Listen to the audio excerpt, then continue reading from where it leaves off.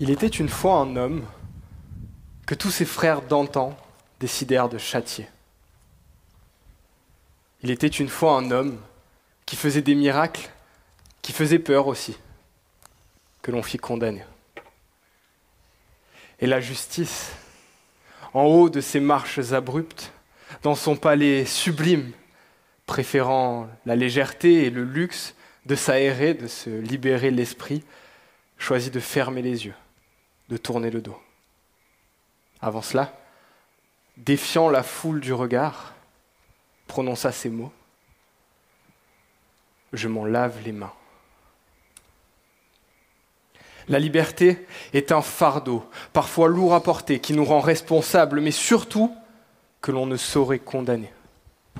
La liberté ne connaît d'autre loi que la sienne propre, d'éviscérer les cages et les carcans, de repousser la soumission, l'oppression, l'écrasement, de pouvoir respirer, marcher, sourire, d'exiger qu'on la laisse en paix, qu'on la laisse choisir de son point de vue, sans aucune condition.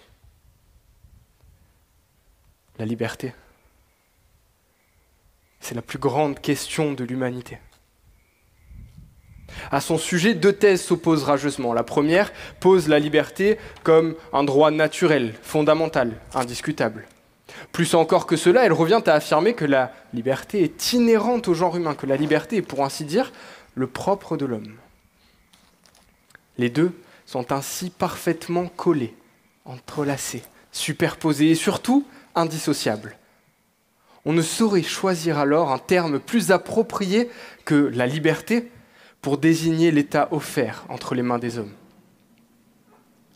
La seconde thèse, qui se dresse de l'autre côté de ce ring philosophique, suggère que la liberté, si elle est à portée de main, n'est pas innée, qu'elle n'est pas donnée d'emblée, mais qu'il faut l'atteindre, l'acquérir, la mériter peut-être.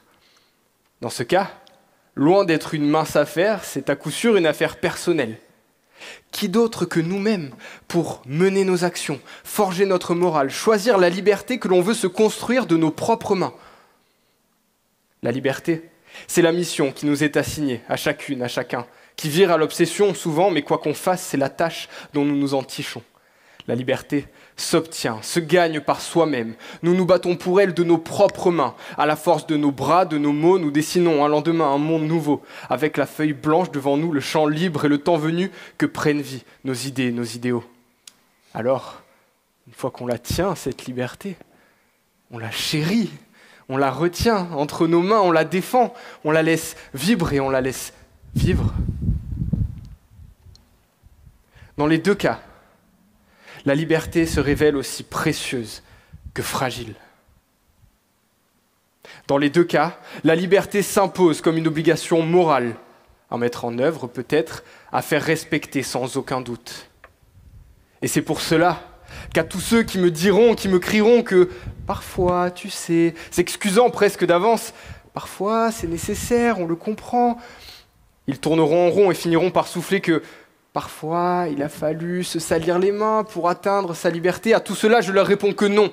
La liberté est immaculée dans ce genre d'histoire. Si la honte doit changer de camp, la crasse sous les ongles aussi. La liberté est une obligation morale, la plus grande qui soit, et tout être humain se doit de la poursuivre, aveugle aux obstacles futiles, de l'attraper à tout prix. Alors, le chemin sera souvent boueux. On pourra finir du sang sur les bottes, mais la tête haute. La liberté en ligne de mire, pour faire respecter sa condition, baliser son empire. Les mains qui se débattent pour cette liberté, leur essence d'humanité, les mains de ces gens-là resteront toujours propres. Parce qu'à la fin, ce sont les oppresseurs qui ont les mains sales. Des années après le temps meurtri des colonies, l'esclavagisme, tous ces individus asservis, déshumanisés, torturés, tous ces corps restés au sol pour trop de mauvais traitements. Qui oserait dire qu'ils sont sales ? Qui ? Mais les États, eux, les mains tachées de sang, la morale ridicule, demandent aujourd'hui pardon pour se laver de leur culpabilité.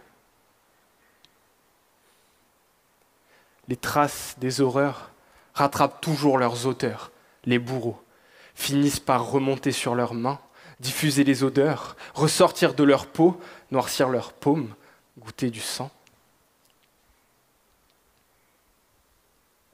L'affaire est nette à tous les étages. L'échelle peut se renverser, mais main propre et argent sale ne feront jamais bon ménage. À moins de tricher, chaque joueur a sa propre main de cartes qu'il ne saurait échanger. Et avec un peu de chance, il aura de quoi faire autant sa couronne à la reine pour que la liberté règne. Ne nous méprenons pas, non, pas d'à peu près, pour parler clairement, fièrement, se libérer de nos chaînes, les doutes, les jugements, prenons les mots appropriés entre nos propres mains et portons-les avec une audace souveraine. Et puisqu'une main lave l'autre, c'est en se frottant la cervelle que naissent les textes savants qui lavent des peines à la pelle, celles des mains qui prient à l'unisson, attendant qu'une main de maître les libère de la pression. La liberté est une bénédiction. Les actions qu'elle exige se couvrent toujours d'un drap blanc. J'ai passé tant de temps libre à jouer avec les mots pour me sentir vivre, faire frissonner ma peau, pour tuer les secondes. Mais qui pourra dire que j'ai du sang sur les mains ?